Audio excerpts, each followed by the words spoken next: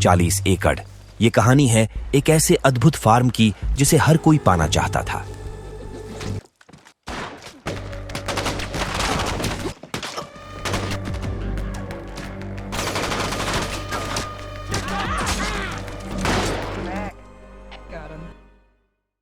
चौदह साल पहले फैली फंगल महामारी ने लगभग सभी पशु पक्षियों को खत्म कर दिया था।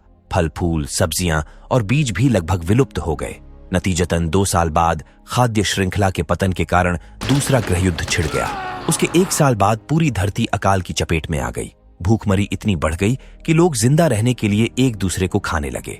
लेकिन इस बर्बाद हो चुकी दुनिया में फ्रीमैन घराने के पास कुछ ऐसे राज थे जिनकी मदद से वो अनाज उगा पा रहे थे, और यही राज उनके लिए सबसे बड़ी चुनौती बन गया था। आए दिन बाहरी आक्रांता उस पर कब्जा करने आते थे। आज भी कुछ लोग उनके खेत की जालियां काटकर अंदर घुस आए। उनमें से हर किसी के पास हथियार था, जिसे उन्होंने फार्म हाउस तक पहुंचते ही छिपा लिया। फिर उन्होंने विनम्रता से आवाज लगाई कि वे इस राह से गुजर रहे हैं और थोड़ी देर आराम करने की जगह चाहते हैं। लेकिन जवाब में उन पर धड़ाधड़ गोलियां बरसा दी गईं। जो जहां थे वहीं मार गिराए गए। इस बात का भी खास ख्याल रखा गया कि कोई फार्म से भाग न पाए, क्योंकि अगर एक भी जिंदा भाग निकलता तो वह और लोगों को लेकर आता। 40 एकड़ सिर्फ एक खेत नहीं, बल्कि उम्मीद, पहचान और संघर्ष की गाथा है। इस खेत की मालकिन हैली की 3 बेटियां और एक बेटा था, और वे सभी हथियार चलाना जानते थे। हैली और उसका पति गैलन खुद आर्मी में सर्विस कर चुके थे और हर दिन बच्चों को आर्मी की ट्रेनिंग कराते थे।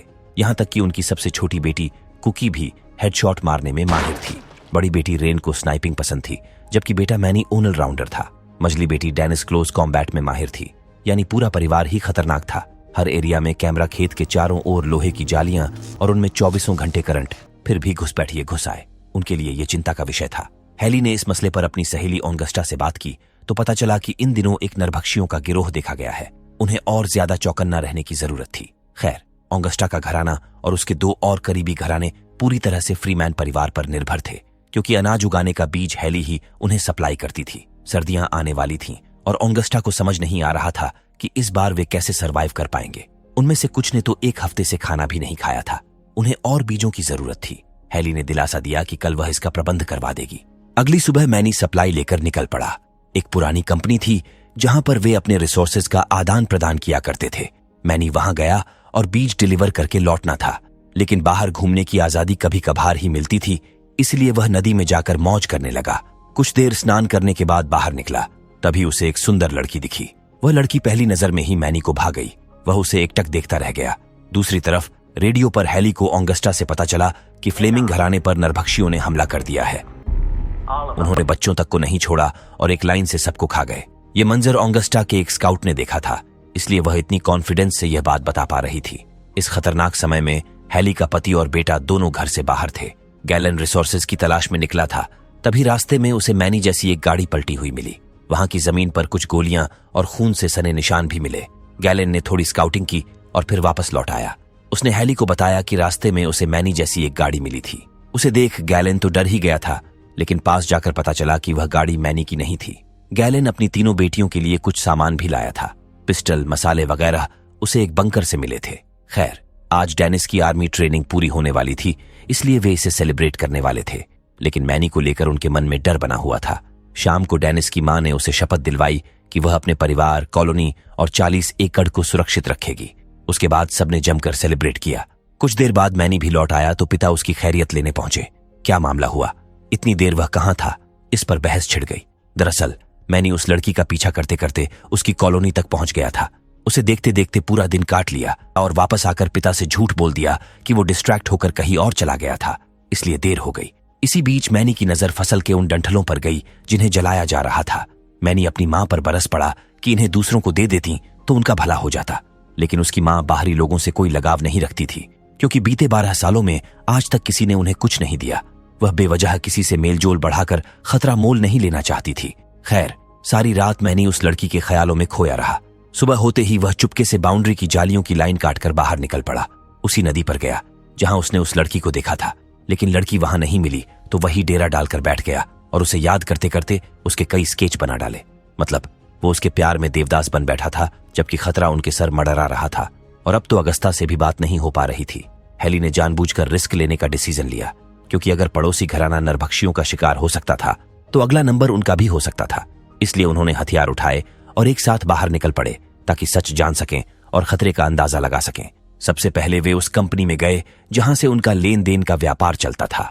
वहीं डेनिस को कुछ शव मिले जिन्हें सीलिंग से लटका कर रखा गया था। हलचल होने पर कुछ सोल्जर बाहर निकल आए। दोनों गुटों के बीच बंदूकें तन गईं, लेकिन फिर उन सोल्जरों ने हथियार डाल दिए और बताया कि संघ ने उन्हें यहाँ के किसानों की सुरक्षा के लिए भेजा है। इस पर गैलन ने कहा, आप लोगों को तो फ्लेमिंग की संपत्ति की निगरानी करने की जिम्मेदारी मिली थी, फिर यहाँ क्या कर रहे हैं? अगले ही पल गैलन ने उन्हें धड़ाधड़ गोलियों से भून दिया। दरअसल ऑगस्टा ने पहले ही जानकारी दे दी थी कि फ्लेमिंग घराने पर हमला हुआ था और वे सारे मार दिए गए थे। मतलब ये संघ के सोल्जर नहीं बल्कि उनके भेष में नरभक्षी थे। यहाँ रुकना खतरनाक था। वे ताबड़तोड़ सामान बटोरने लगे। वहीं पर एक नरभक्षी मरने का नाटक किया हुआ था। मौका मिलते ही उसने डेनिस को 2 गोलियां मारी और फिर भाग गया। फ्रीमैन फैमिली जितना जल्दी हो सका डेनिस को घर लाए। बेसमेंट में उसका इलाज हुआ, लेकिन वो बच पाएगी या नहीं कुछ कहा नहीं जा सकता था। इसके बाद हैली लगातार ऑगस्टा से संपर्क करने की कोशिश करती रही, लेकिन उधर से कोई जवाब नहीं आया। उसी रात एक और घटना हुई। मैनी पहरे पर तैनात था, तभी उसे जाली के बाहर कुछ हलचल सुनाई पड़ी। पता चला कि यह वही लड़की थी जिसे मैनी ने नदी पर देखा था। वो बुरी तरह घायल थी और मैनी से मदद मांगी। इधर हैली ने सबको समझा दिया कि जब तक ऑगस्टा की कोई खबर नहीं मिल जाती उन्हें सोते जागते हर समय चौकन्ना रहना होगा। उनमें से कुछ नरभक्षी संघ के सैनिक के रूप में भी आ सकते हैं, इस बात का भी ख्याल रखना होगा। वे फिलहाल किसी पर भी भरोसा नहीं कर सकते। लेकिन इसके उलट मैनी चुपके से उस लड़की को खलिहान के अंदर बांध कर रखा था। सुबह वह उसे खाना, पानी और दवाई देने गया तो लड़की उस पर टूट पड़ी। उसे लग रहा था कि मैनी ने उसे किडनैप करके यहाँ रखा है। तब मैनी ने उसे पूरी बात समझाई और यह भी बताया कि अगर उसकी मां को जरा भी इस बात का भनक लगा तो वो मारी जाएगी। 40 एकड़ जमीन काफी बड़ा एरिया होता है। निगरानी करने के लिए लोग पहले ही कम थे और ऊपर से मैनी अपने पोजीशन से गायब था। ऐसा लग रहा था कि कोई अंदर घुस आया है। हैली ने फौरन कुकी को रेडियो किया और आदेश दिया कि वह दक्षिण एरिया की हलचल को मॉनिटर करे, लेकिन कुकी भी अपने पोजीशन पर नहीं थी। तब हैली ने रेन को आदेश दिया कि जितना जल्दी हो सके अपनी बहन को ढूंढकर मॉनिटर पर बैठाए और खुद भी पोजीशन ले ले। इधर मैनी ने मैडम के टांके लगाए और उसे यहाँ कैद करने की असल वजह बताई।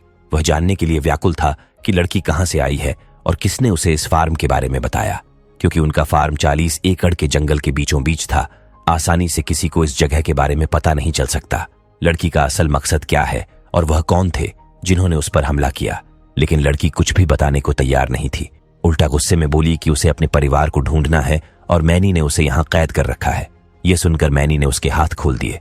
तब लड़की ने सच बताया कि वह सिर्फ रेडियो इस्तेमाल करने के मकसद से यहाँ आई ताकि अपने परिवार से संपर्क कर सके।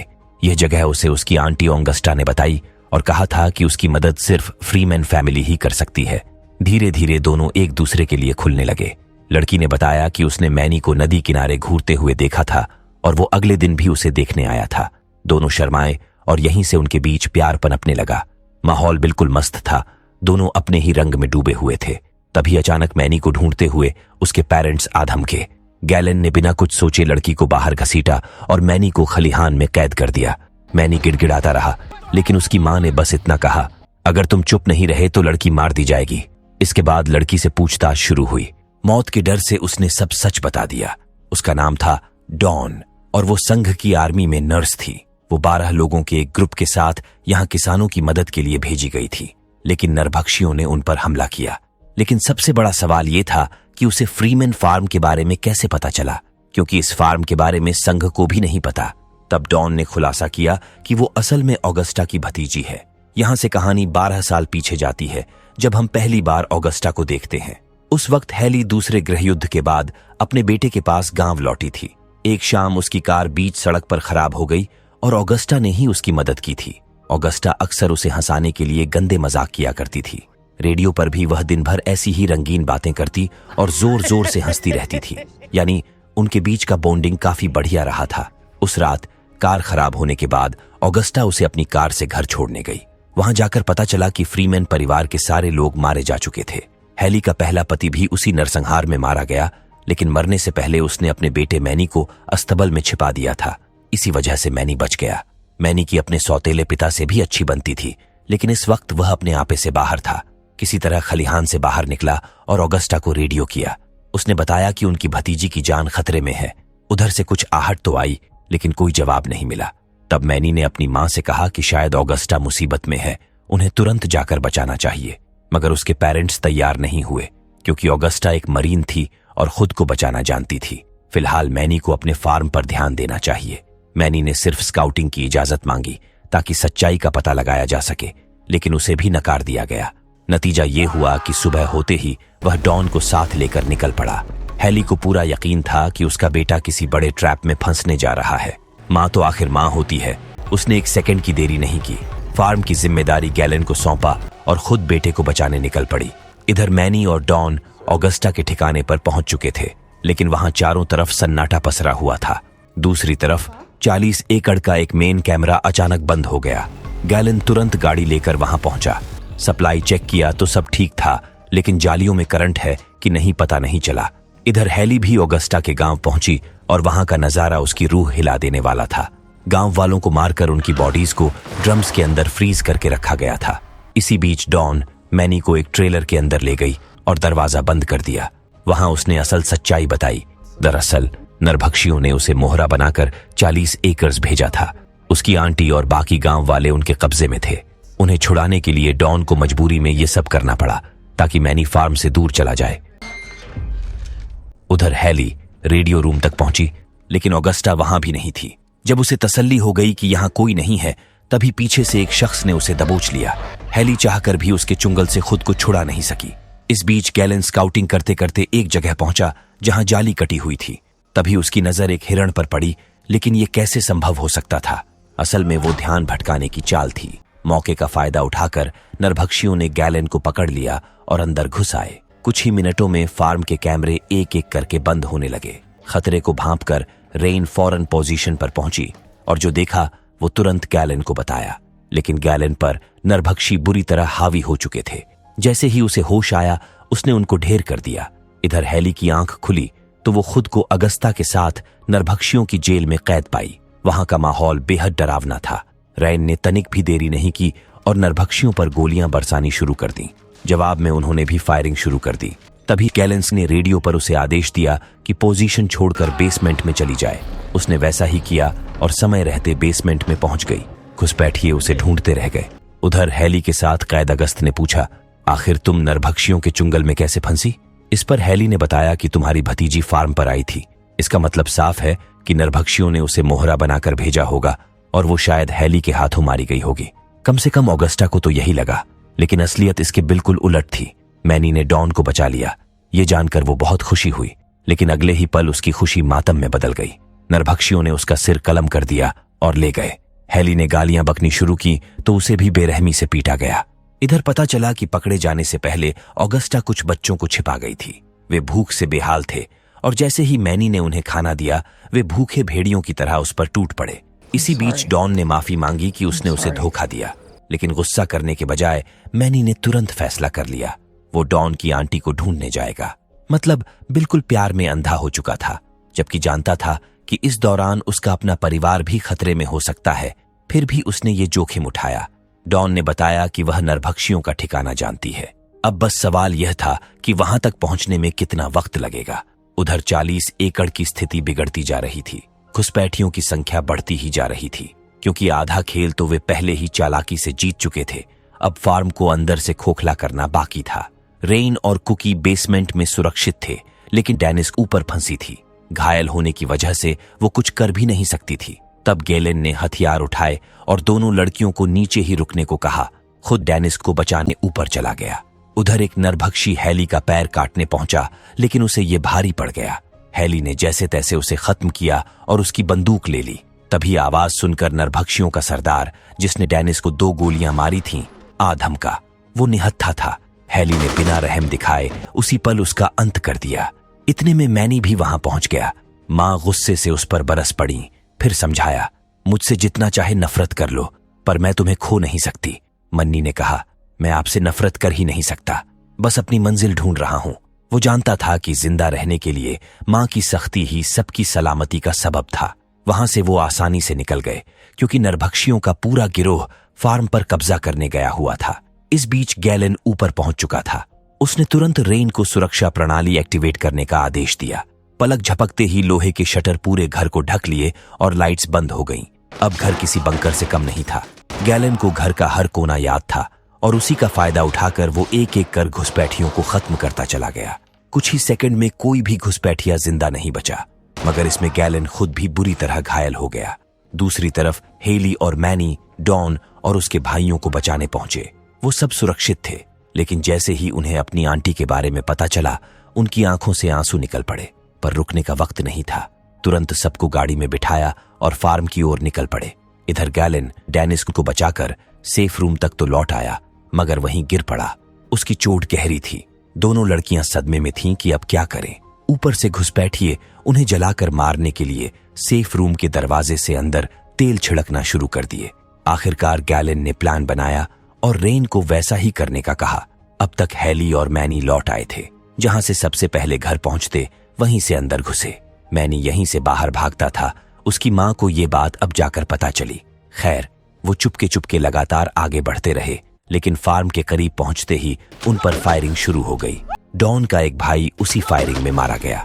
उसी वक्त हेली ने मैनी को आदेश दिया कि वो बच्चों को बचाकर सेफ रूम ले जाए और खुद उन्हें कवर देने के लिए रुक गई।